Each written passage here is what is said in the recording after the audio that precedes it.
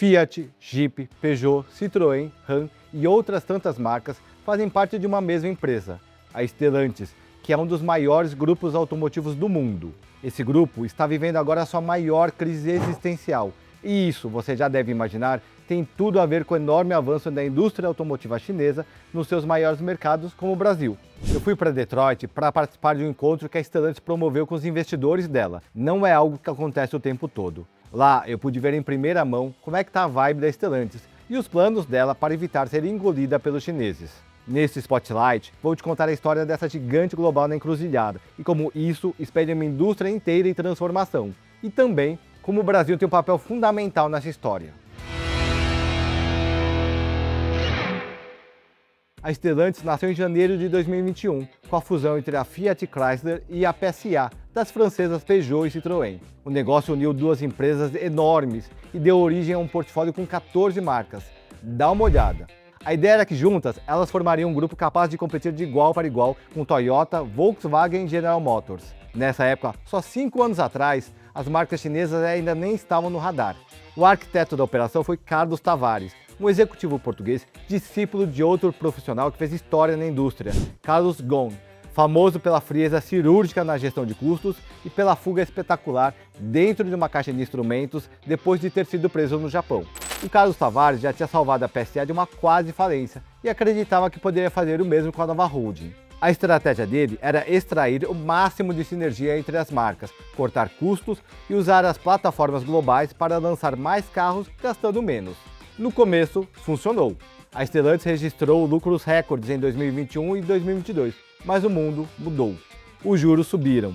As marcas chinesas passaram a disputar o bolso dos consumidores em diferentes mercados, como o brasileiro. Os incentivos para carros elétricos foram cortados em vários países e a demanda ficou mais incerta. O modelo do Tavares, que priorizava eficiência acima de tudo, começou a mostrar rachaduras. Os carros ficaram para trás em qualidade e oferta, e as vendas despencaram, especialmente na América do Norte, que representa 40% da receita do grupo. Resultado, os estoques das concessionárias ficaram lotados. Em dezembro de 2024, a pressão foi demais e o Carlos Tavares pediu demissão. Quase que da noite para o dia, os chineses se tornaram o pior pesadelo da Stellantis. Para entender a crise da Stellantis e de boa parte das montadoras tradicionais, é preciso falar um nome: BYD. A empresa chinesa virou sinônimo de uma nova era. Carros elétricos acessíveis, com tecnologia de ponta, produzidos em escala industrial e vendidos a preços que as europeias e as americanas simplesmente não conseguem igualar. E com o apoio do governo chinês para ser competitiva. E a BYD não está sozinha. Dezenas de outras marcas chinesas, algumas quase desconhecidas fora da China há poucos anos, avançaram rapidamente sobre mercados como Europa, América do Sul e Sudeste Asiático. Ao mesmo tempo, a transição para elétricos não aconteceu no ritmo que a indústria esperava, apesar dos investimentos bilionários. Nos Estados Unidos, o governo Trump retirou incentivos fiscais. Na Europa, as metas de emissões foram questionadas. Consumidores ficaram em dúvida. E montadoras que tinham apostado pesado em elétricos se viram com produtos caros, infraestrutura insuficiente e demanda abaixo do previsto. A Stellantis sentiu este choque dos dois lados. De um lado, a pressão dos chineses. Do outro, a incerteza sobre qual tecnologia vai dominar o futuro: elétrico puro, híbrido ou célula de combustível. O resultado foi uma queda de quase 70% nas ações desde o pico em 2024. O grupo passou de uma empresa com valor de mercado de quase 70 bilhões de dólares para menos de 22 bilhões. Para ter uma referência, a BYD vale mais de 100 bilhões. Ou seja, o novo chefão da Stellantis tinha uma missão e tanto pela frente.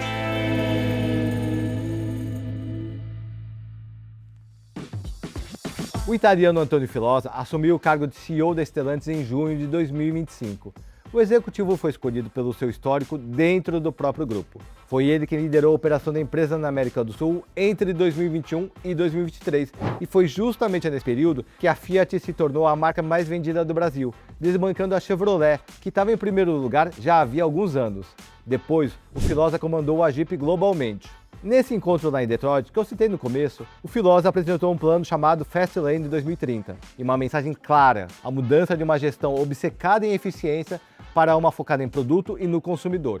Ele disse que tudo começa com produto e reforçou a importância de ter marcas e modelos que os consumidores amem e que tenham a sua confiança. O plano tem alguns pilares principais. Primeiro, foco em marcas.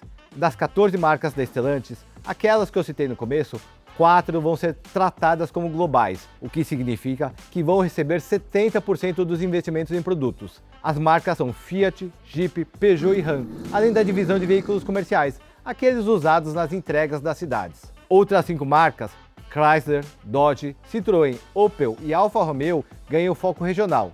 Dizendo de outra forma, vão perder importância e ter menos dinheiro à disposição. E tem a Maserati, que continua como uma marca de alto luxo. Segundo pilar, 60 bilhões de euros em investimentos até 2030, com mais de 60 novos modelos lançados. Na América do Norte, o objetivo é ampliar a cobertura de mercado dos atuais 60% para 90%, ou seja, ter um carro para quase todo tipo de consumidor americano e canadense. O terceiro pilar é importante: parcerias com empresas chinesas. A Stellantis já tem 51% da Leapmotor International e está avançando em um acordo com a Dongfeng. A ideia é produzir carros complementares de segmentos em que a Stellantis não compete hoje, sem canibalizar as próprias marcas. E o Brasil é um dos mercados escolhidos. Segundo a Bloomberg, será a parceria mais profunda já feita entre uma montadora europeia e uma chinesa em tecnologia.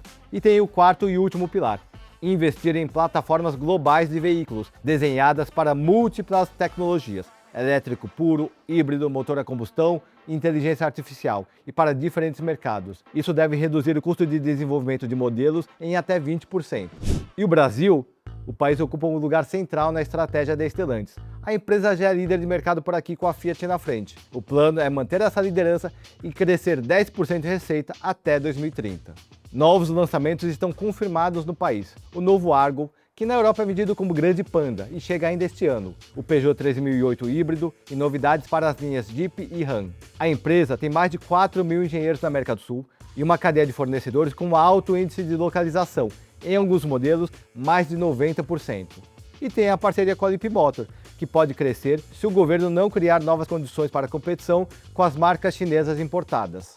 A Stellantis não é o único grupo automotivo tradicional em dificuldades. Toyota, Volkswagen, Ford e GM, todas estão tentando entender como competir no mundo em que os chineses chegaram para ficar, a eletrificação avança em velocidade incerta em cada mercado e o consumidor tem mais escolhas do que nunca. A aposta da Stellantis é clara: ser global nas grandes marcas, regional nas menores e aprender com os chineses em tecnologia e carros elétricos, em vez de apenas tentar bater neles. Se vai funcionar, os próximos anos vão dizer.